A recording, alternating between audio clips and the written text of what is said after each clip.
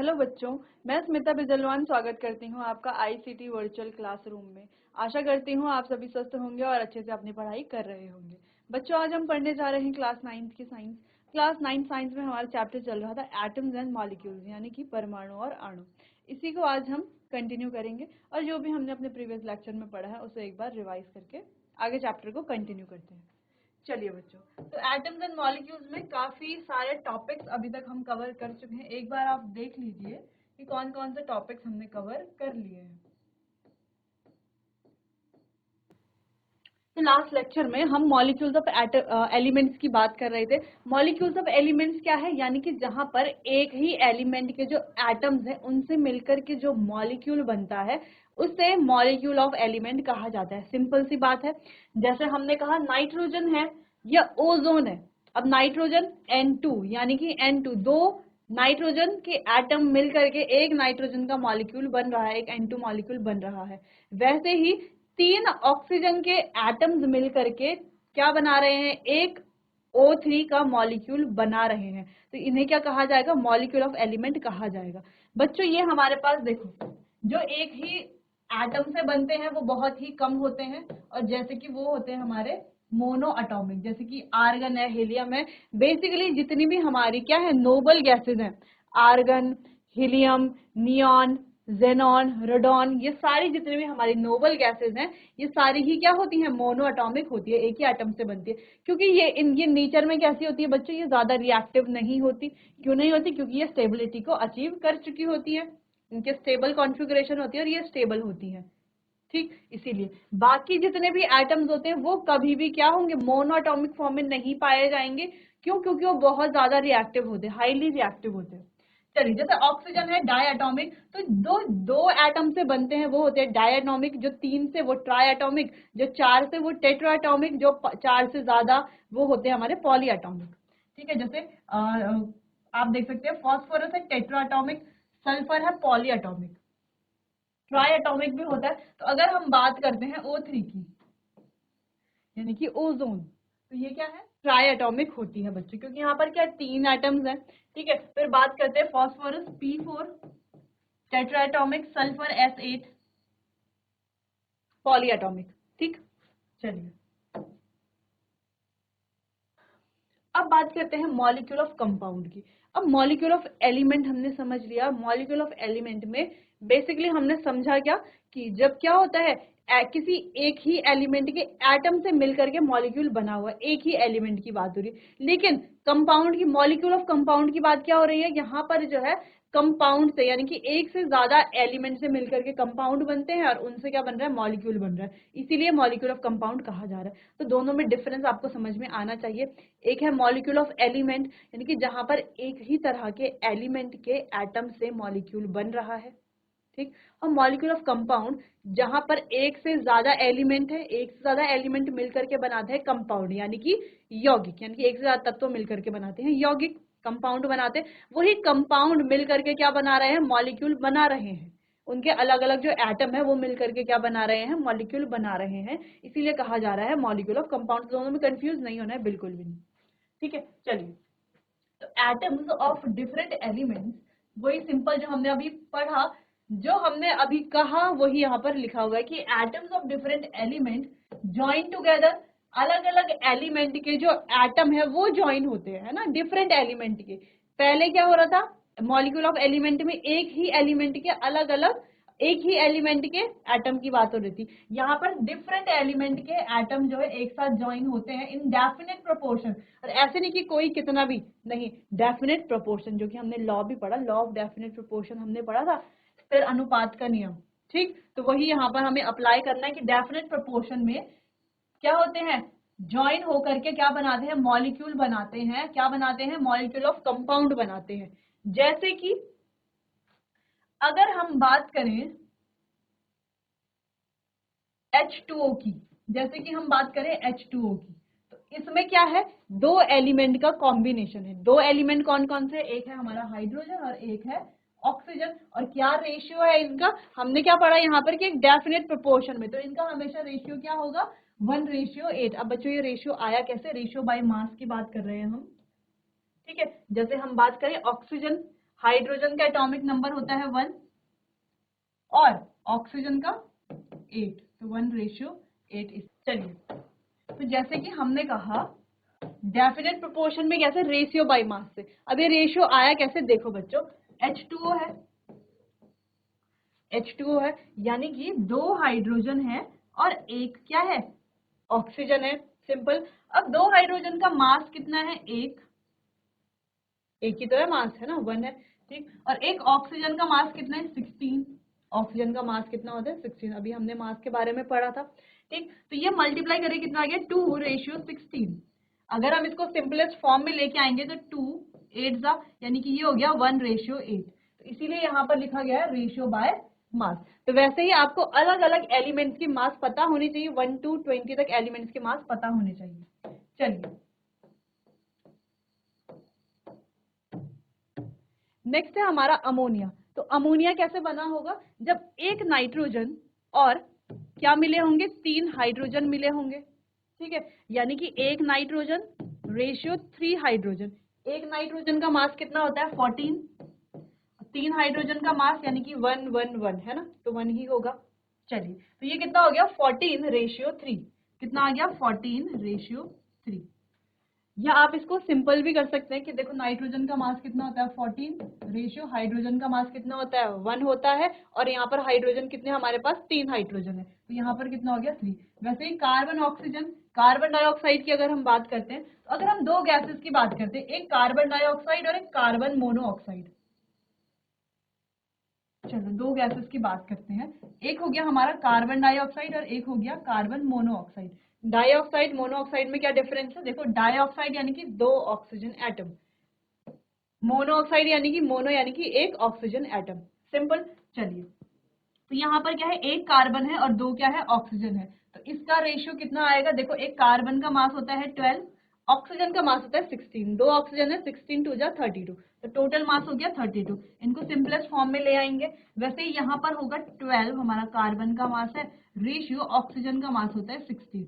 इनको भी simplest form में हम ला सकते हैं। तो कुछ इस तरीके से हमारा आंसर आएगा। चलिए,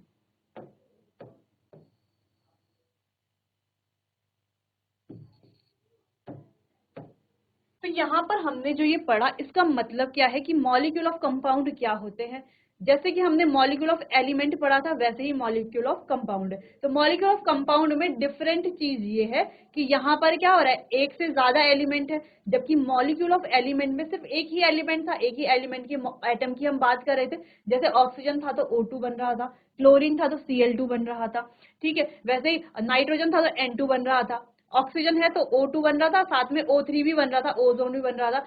फॉस्फोरस है तो P4 बन रहा था, सल्फर है तो S8 बन रहा था। यानी कि S8 P4 Cl2 O2, इससे आप क्या समझ रहे हैं कि ये एक ही तरह के एलिमेंट के एटम से बने हुए हैं। लेकिन यहाँ पर क्या होता है कि जो अलग अलग एक से ज्यादा एलिमेंट, जैसे कि आप देख रहे हो यहाँ पे hydrogen oxygen, nitrogen hydrogen, carbon oxygen, तो एक से ज्यादा एलिमेंट है, एक से ज्यादा तत्व है। तो वो तत्व मिल करके क्या बनाते हैं, यौगिक बनाते हैं, यानी कि कंपाउंड बनाते हैं, ठीक। अब उन कंपाउंड के एटम्स जब आपस में रिएक्ट करते हैं तो क्या बनाते हैं बच्चों, मॉलिक्यूल बनाते हैं। इसीलिए कहा जा रहा है मॉलिक्यूल ऑफ कंपाउंड, ठीक। तो ये डेफिनेशन आपको नोट कर लेनी है, एग्जांपल नोट कर लेना है। आप चाहे तो टेबल बना सकते हैं, रेशियो बाय मास आपको यहाँ पर लिखना है। और इस तरीके के क्वेश्चन एग्जाम में पूछे जाते हैं। आपको रेशियो बाय मास पूछ लिया जाएगा अमोनिया का या कार्बन डाइऑक्साइड का, कार्बन मोनोऑक्साइड का, ठीक। सेम यहाँ पर भी एलिमेंट है, ratio by mass, atomic mass, mass ratio, और ये रहा सिंपलेस्ट रेशियो। तो मास रेशियो इस तरीके से, ये रहा सिंपलेस्ट रेशियो, ठीक। चलिए, तो नोट कर लीजिए इसे बच्चों।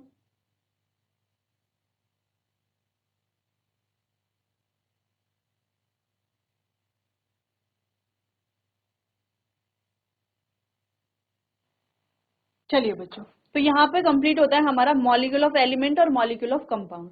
अब आगे बढ़ते हैं।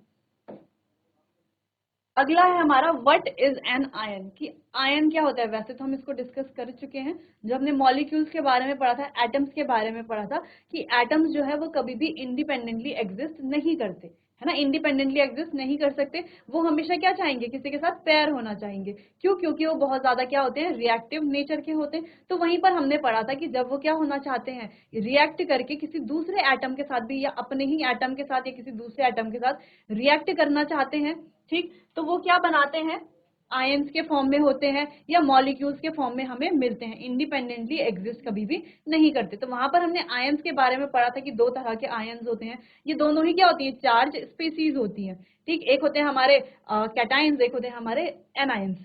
कैटायंस जो पॉजिटिवली चार्ज आयंस होते हैं, एनायंस जो नेगेटिवली चार्ज आयंस होते हैं। और जिसमें ना तो नेगेटिव चार्ज होता है ना ही पॉजिटिव चार्ज होता है, वो होता है हमारा न्यूट्रल एलिमेंट यानी कि उदासीन एलिमेंट, ठीक। चलिए एक एक करके यहाँ से सारे पॉइंट्स हम रीड कर लेंगे। Compounds composed of metals non metals contain charge species called ions. तो जो भी हमारे कंपाउंड्स हैं उनमें मेटल्स हैं, नॉन मेटल्स हैं, तो उनमें क्या होती है, चार्ज स्पीसीज होती हैं। तो इन चार्ज स्पीसीज को क्या कहा जाता है, आयंस कहा जाता है। तो बच्चों ये जो चार्ज स्पीसीज है, तो ये पॉजिटिव चार्ज भी हो सकता है, नेगेटिव चार्ज भी हो सकता है, ठीक। नेक्स्ट पॉइंट है, आयंस में consist of a single charge atom और अ ग्रुप ऑफ एटम्स। तो आयंस में सिंगल चार्ज एटम भी हो सकता है और ग्रुप ऑफ एटम्स भी हो सकता है, ठीक। That have a net charge on them, जिससे कि क्या पता चलेगा हमें कि उनमें नेट चार्ज कितना है। Negatively charge ion is called, और जिसमें नेगेटिवली चार्ज आयन होगा उसे एनायन कहा जाएगा, पॉजिटिवली चार्ज वाले को कैटायन कहा जाएगा। जैसे कि एग्जांपल है, सोडियम का आयन क्या है, एक कैटायन है। क्या है, एक कैटायन है, ठीक। क्लोरीन का आयन क्या है, एक एनायन है, क्योंकि इसमें नेगेटिव चार्ज है। और अगर कोई ग्रुप ऑफ एटम है, जैसे हम कहें NH4 पॉजिटिव है, तो उसे क्या कहा जाएगा, पॉली एटॉमिक आयन कहा जाएगा। जैसे कि हम कह सकते हैं, जैसे अभी हमने बात की, जैसे Cl नेगेटिव है तो ये क्या है, एक एनायन है। Na पॉजिटिव है तो ये क्या है, एक कैटायन है। अगर हम कहें Mg2 पॉजिटिव है तो ये भी क्या है, एक कैटायन है। लेकिन अगर हम बात करते हैं अमोनियम आयन की, NH4 पॉजिटिव, ठीक है, तो ये क्या हो गया, इसमें देखो एक से ज्यादा एलिमेंट है, ठीक है, तो इसे क्या कहा जाएगा, पॉली एटॉमिक आयन कहा जाएगा। क्या कहा जाएगा, पॉली एटॉमिक आयन कहा जाएगा, ठीक। चलो, तो यहाँ पर कुछ आयनिक कंपाउंड है, जैसे कि यहाँ पर कहा गया है कैल्शियम ऑक्साइड, तो कैल्शियम और ऑक्सीजन इसमें है। मैग्नीशियम सल्फाइड, जिसमें मैग्नीशियम और सल्फर है। और सोडियम क्लोराइड, जिसमें सोडियम और क्लोरीन है। तो इनके रेशियो दिए हुए हैं यहाँ पर। जैसे देखो, सोडियम का एटॉमिक नंबर होता है 23, सॉरी, सोडियम का मास नंबर होता है 23 और क्लोरीन का मास नंबर होता है 35.5। तो ऐसे ही इनके मास नंबर के हिसाब से इनको क्या किया हुआ है, इनके सिंपलेस्ट रेशियो में रखा गया है बच्चों। चलिए, तो इसको आप नोट कर लीजिए।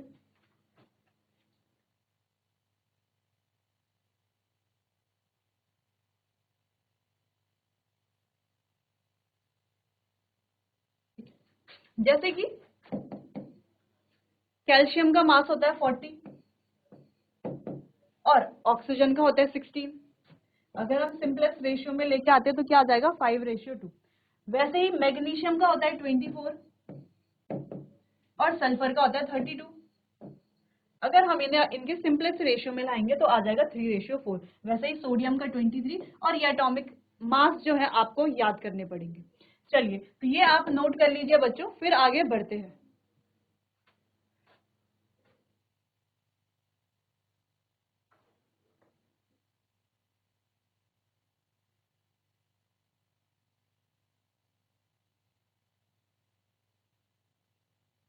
चलिए,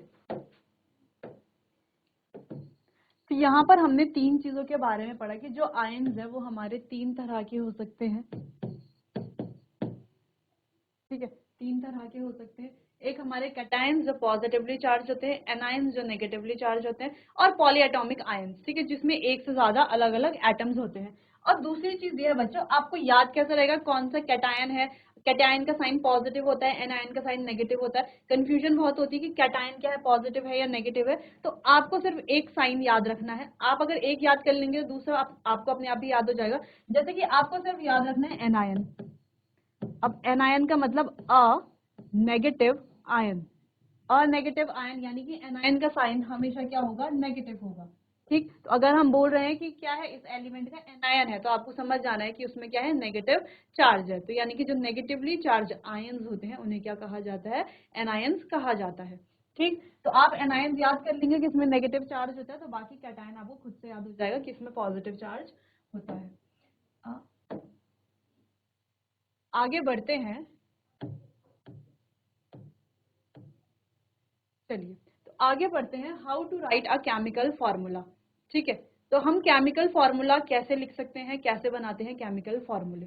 चलिए तो यहाँ पर हम ये सारे पॉइंट्स एक बार पढ़ लेंगे। The chemical formula of a compound is a symbolic representation of its composition.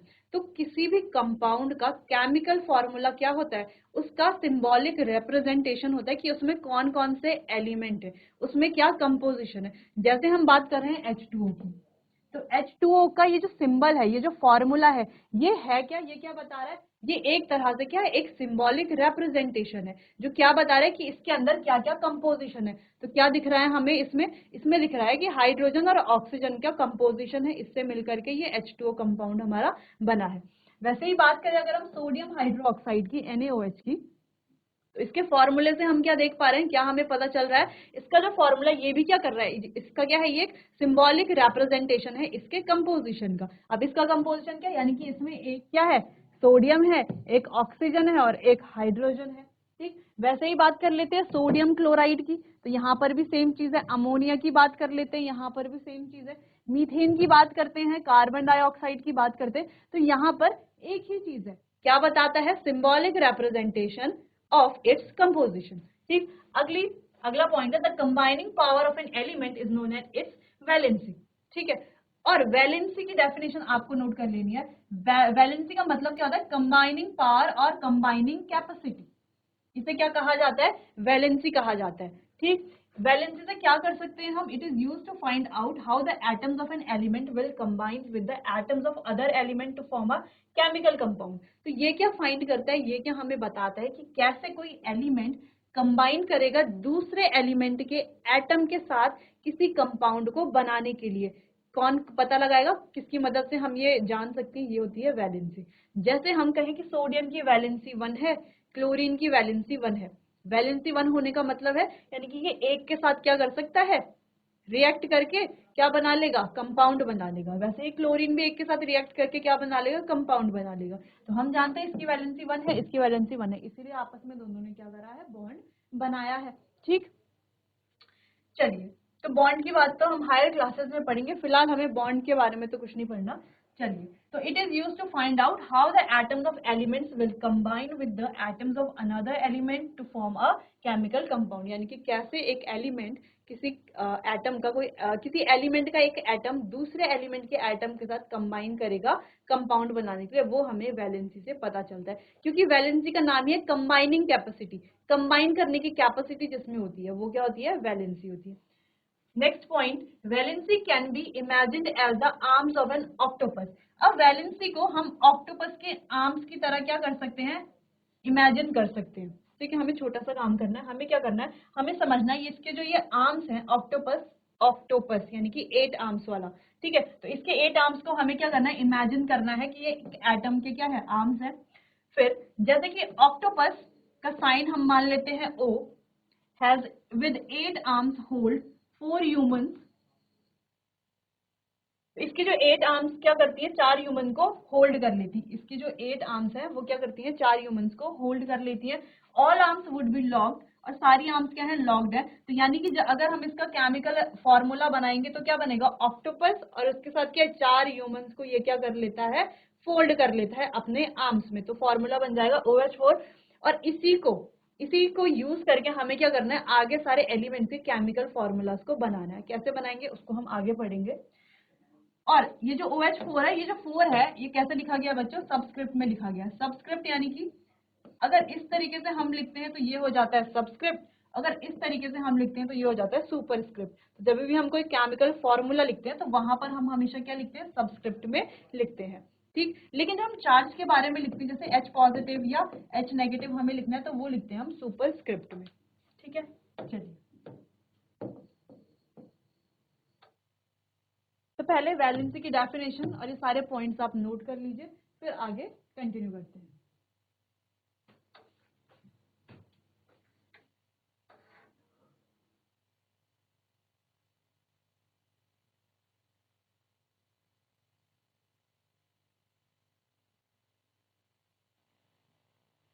चलिए बच्चों, तो किसी भी केमिकल फॉर्मूला को लिखने के लिए हमें सबसे इम्पोर्टेंट बात है वैलेंसी को जानना। तो वैलेंसी अगर हमें पता है तो इजीली हम लिख पाएंगे केमिकल फॉर्मूला।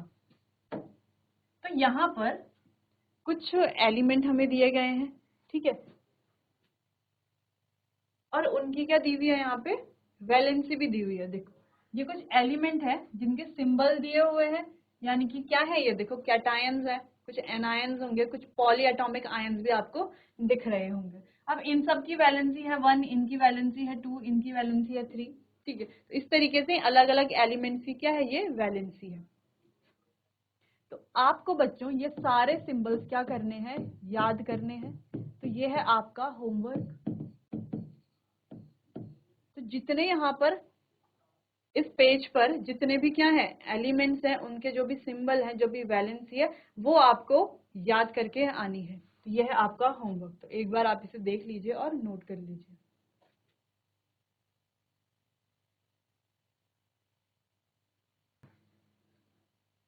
चलिए बच्चों, तो आज के लिए बस इतना ही।